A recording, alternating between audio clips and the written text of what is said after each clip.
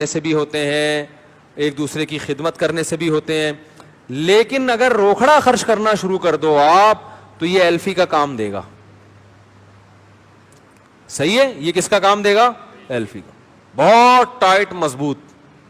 اور بعض دفعہ ایلفی لگانے سے چیز جڑتی ہے, نشان باقی رہتا ہے.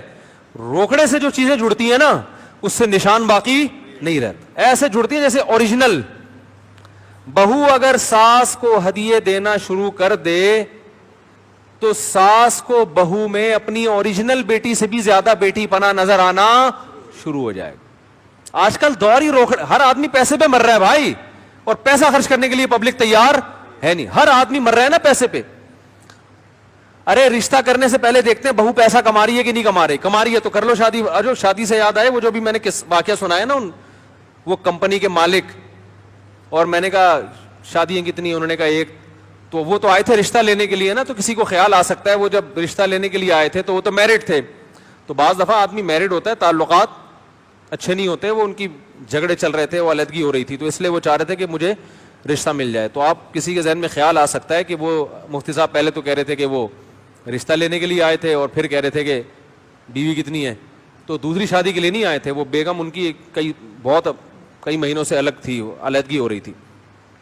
تو خیر, سب سے زیادہ تعلق جوڑنے والی چیز کون سی ہے میرے بھائی؟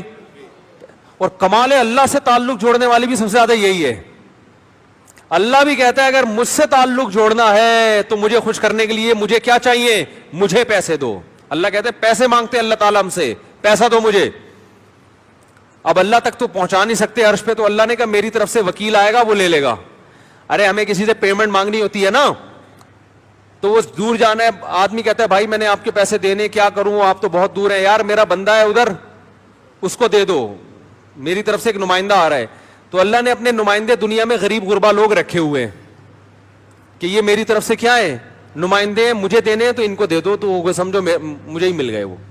تبھی تو حدیث میں آتا ہے کہ اللہ قیامت کے دن کہے گا کہ کہاں ہیں وہ لوگ کہ جب میں بھوکا تھا انہوں نے مجھے کھلایا, جب میں پیاسا تھا انہوں نے مجھے پلایا.